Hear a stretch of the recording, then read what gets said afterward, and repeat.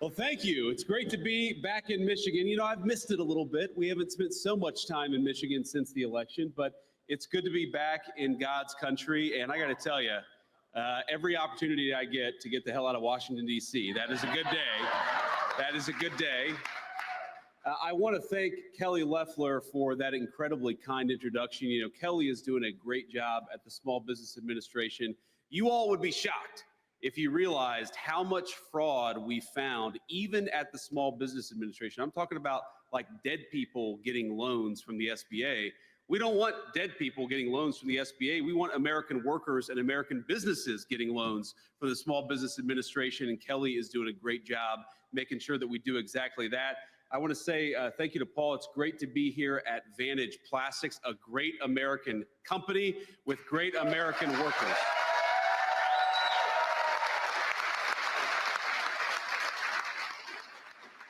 So thank you to Paul Altman, and thank you to the entire team here at Vantage Plastics. It's great to be here. It's great to be with American workers. And again, like I said, it's great to be out of the bubble in Washington, D.C. Now, as Kelly mentioned, I was listening to her backstage. You know, we came in, we've got this great event, this great facility, great business, and of course, great workers. And I'm sure all of us saw there were a few protesters outside.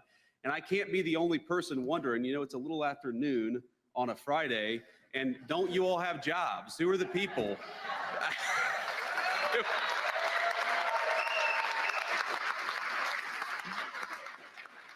And I think that's one of the reasons why we've got to rebuild American manufacturing and support great companies like Vantage Plastics, because we want those people to get off the streets and back to work. It'd be good for them, and it'd be good for everybody else too.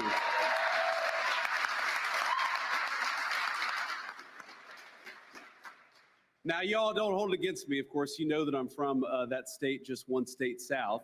But we know in the industrial Midwest that companies like Vantage give Great Lakes states the reputation that we know it is the powerhouse of American industry, and that makes it the powerhouse of world industry. I'm grateful for the good paying jobs this company brings to the area and for the incredible job this business does generating economic opportunity in this region of our country. And I really do believe that America's success depends on the success of companies like Vantage Plastics. Now, I don't mean that in some abstract, poetic sounding sense. I mean it literally. If we do not protect our nation's manufacturers, we lose a fundamental part of who we are as a people. Making things, building things, working with our hands is America's heritage, and that heritage is alive and well in this facility.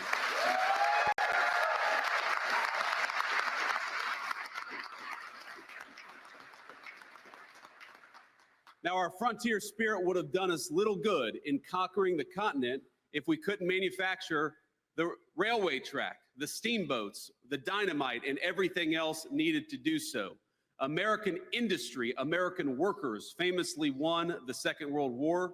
American industry took us to the moon. It enabled the Silicon Revolution that created the most precise and sophisticated jobs imaginable in any field, demanding mechanical expertise on the scale of nanometers, which is so small you can't even see it.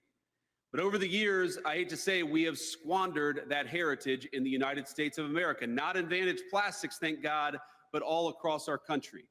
Between the 1990s and the election of Donald Trump the first time back in 2016, this country lost 5 million good manufacturing jobs. And we saw over 90,000 American factories, great American factories, shut their doors. And as I know, I don't have to tell anyone here today, when we lose the ability to make our own stuff, we abandon a way of life, one that has sustained towns like Bay Cities and countless other communities from Middletown, Ohio, to a ton of communities all across the Midwest. Being able to make things is good because it creates self-sufficiency as a nation, and it creates self-sufficiency in our people. And more importantly, manufacturing jobs are good for our workers. Now, we know this. You all know this. They pay a premium of 10% compared to wages in other fields and other roles. They often come with the good benefits and the good job creation that drives the kind of economic opportunity that we want to see in our country. when we deindustrialize, when we lose those good jobs that allow us to support families, those are the kinds of things that we lose. And I think that we need a president, and thank God we have a president that thinks we're going to bring it back, and we are.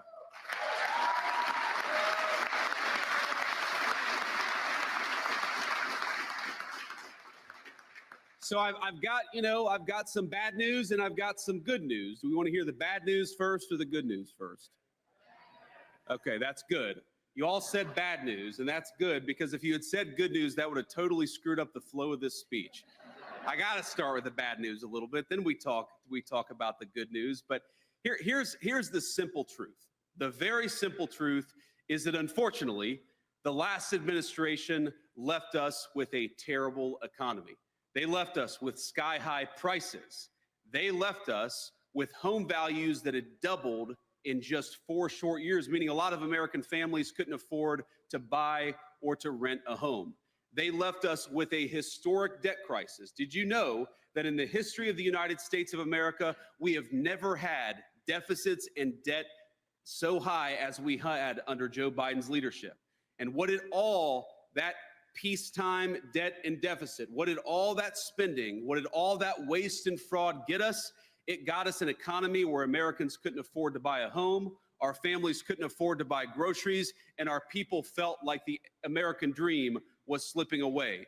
Now that is the bad news, but now we can talk a little bit about the good news, because I'm proud to say that thanks to all of you, on January 20th, 2025, we started a great American comeback.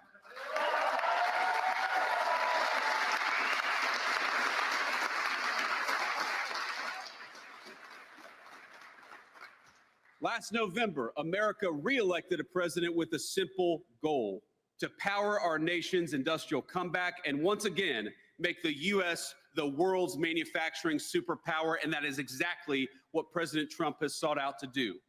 Now, I have to be honest with you, the road ahead of us is long, but we are already, in just 7 short weeks, starting to see early indications of the president's vision becoming our shared American reality. This February, the president's first full month in office, America gained 10,000 American manufacturing jobs. Now, compare that to last year, when under the Biden administration, we were losing an average of about 10,000 manufacturing jobs per month. That's over 100,000 jobs in manufacturing lost in a single year under Joe Biden. And we got to ask ourselves, what has driven the turnaround? Well, first of all, President Trump has been clear about his plan, about our administration's plan. Our goal is to make it easier and more affordable to make things again in the United States of America. If you invest in America, in American jobs, in American workers, and in American businesses, you're going to be rewarded. We're going to cut your taxes. We're going to slash regulations, and we're going to reduce the cost of energy to build things right here in this country that all of us love. But if you try to undercut us and build outside of our borders, the President Trump's administration has got nothing for you. If you want to be rewarded, build in America. If you want to be penalized, build outside of America. It's as simple as that.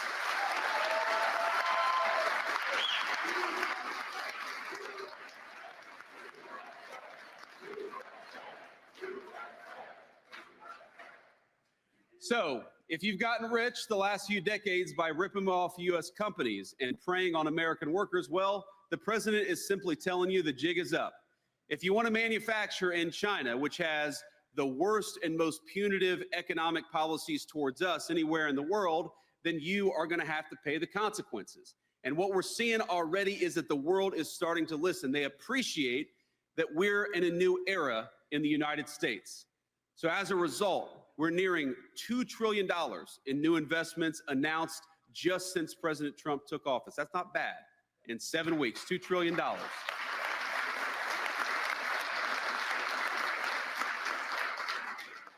From auto companies and chip makers to paper and electrical product manufacturers, companies from all over the world have announced new plants and big expansions of existing plants in the United States of America. We've seen car factories say 2 years ago, 2 months ago, that they were going to ship American jobs off to Mexico, and 7 weeks ago, they started singing a different tune. Now, part of our comeback means unleashing America's energy and making it cheaper and making it more affordable for American businesses and workers to do what they need to do. So, day one in office, President Trump ended the Green New Scam and ended Biden's war on American energy.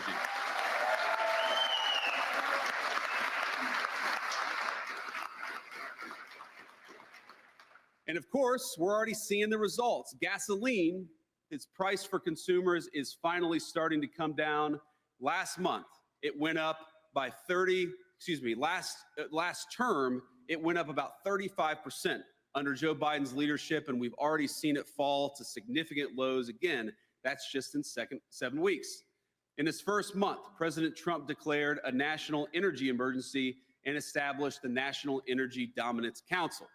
He's reopened 625 million acres offshore for drilling and ended Biden's disastrous ban on liquefied natural gas exports, which risks ending 90,000 American jobs and costing $250 billion for our country over the long run. It's over. We stopped it.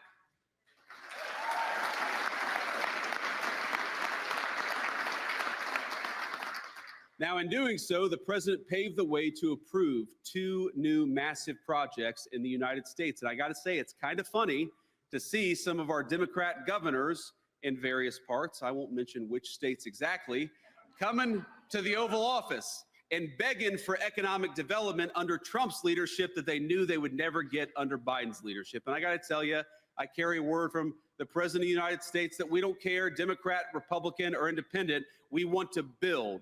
Build, baby, build. That is the slogan, and that is the motto of the Trump administration, and that's exactly what we're going to do.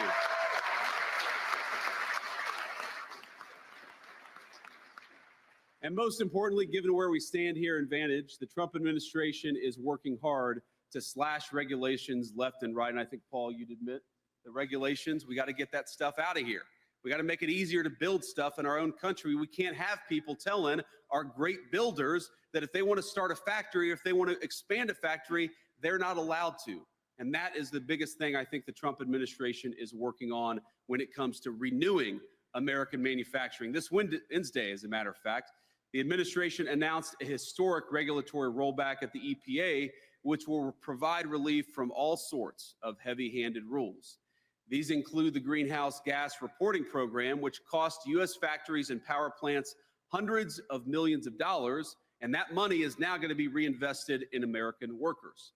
And we remember the Clean Power Plan 2.0, which has imperiled America's grid by creating impossible restrictions on coal and natural gas plants that account for 60% of our power. You can't tell people to build in America while at the same time destroying American energy. That's what Joe Biden did. What Donald Trump is doing is saying, build in America, and we're going to help you. We're going to make it more possible, and we're going to make it more affordable.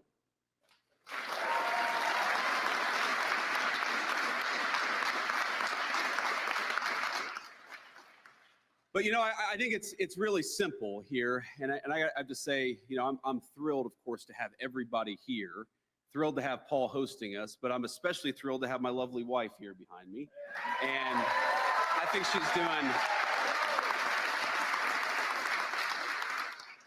she's doing a great job as Second Lady of the United States, and I'm so proud to have her by my side. And here's the thing, because the cameras are all on, anything that I say, no matter how crazy, Usha has to smile and laugh and celebrate it. So I'm going to be good, though, honey. I'm going to keep to the script here. But I think that what we're really after here, and you see so many people attacking the president's economic programs and attacking the progress that we've made over the past 7 weeks. You hear people saying, well, how dare Donald Trump impose tariffs on foreign countries that have been taking advantage of us for 40 years? And the answer is that unless you're willing to use American power to fight back against what those countries have been doing for a generation, you are never going to rebuild American manufacturing, and you're never going to support the American worker.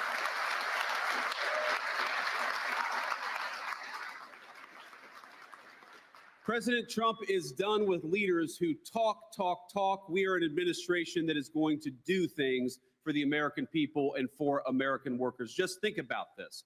When foreign countries make it impossible to ship American cars into their countries, why have we had leadership that refuses to fight back? When we have foreign countries that use slave labor that undercuts the wages of American workers, why have we had American leadership that has refused to fight back? When you let literal slaves make stuff cheaply and then bring it into our country, we all know, you all know, that destroys the wages of American workers. And so now we have an American media that says, how dare Donald Trump stand up for the American worker? I think I speak for the American worker when I say, thank God for President Trump for finally standing up for the American worker.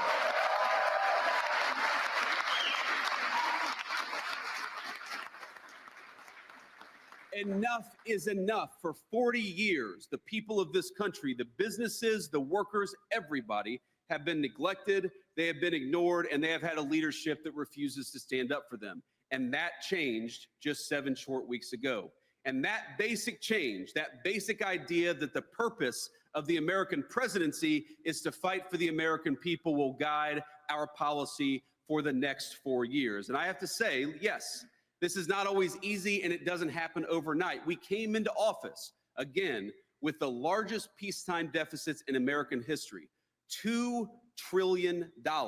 We've never seen deficits like that ever, and certainly not outside of a time of war. And we ought to ask ourselves, what did Joe Biden buy with all of our borrowed money? And the answer is not a damn thing. So we have got to take this country in a different direction, and that is what President Trump's economic policies aim to do.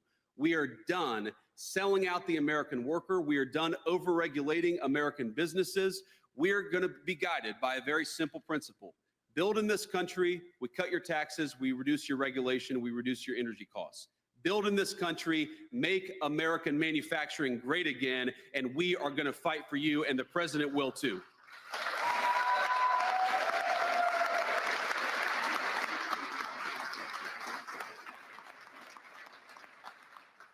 So let me conclude again by saying thank you. Thanks to Paul for hosting. Thank you to your incredible facility and for what you do every single day. But as a kid who grew up in a working class family, let me just say this, that when I was growing up in Middletown, Ohio, everybody who worked hard seemed to be able to find a good job. And something changed. I don't know when I was a teenager or maybe a little bit later, but when that great steel mill that supported the town was the lifeblood of the town that I grew up in, when it went from 10,000 jobs to 2,000 jobs, the American working people started to get destroyed in the process.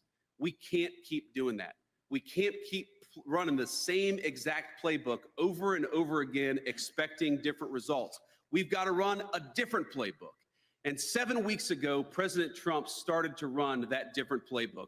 We are not going to borrow from future generations to buy stuff that the communist Chinese make for us. We are not going to put people on welfare instead of giving them good middle-class American jobs. We're not going to drive housing through the roof. We're going to make it affordable again to afford an American home. That is what we're trying to do. And yes, my friends, it's not going to happen overnight. We're not going to be able to fix everything that Joe Biden broke. But I think after 7 weeks, the progress is pretty good. Egg prices are lower than they were when we took office. That's good.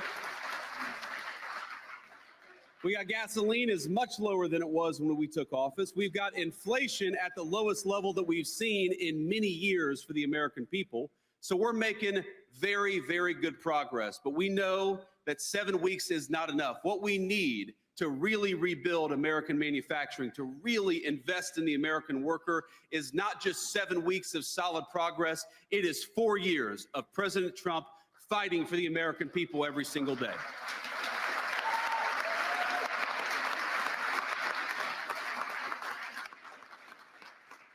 And so let me say, this is not going to be my last stop in Michigan by any means, but as I leave here to go back to Washington, I feel invigorated. I feel invigorated by what you're building at this facility. I feel invigorated by the incredible opportunities that this plant, this facility provides to American workers. I feel invigorated by the fact that you guys are dedicated to your communities, that you're working hard every single day, you're playing by the rules, and you're providing a good life for your families. And I feel invigorated that we finally have a president who is turning his back on 40 years of failed policy in Washington, D.C., and is getting back to investing in and fighting for the American worker. God bless you guys. Thank you all. Thank you for having me.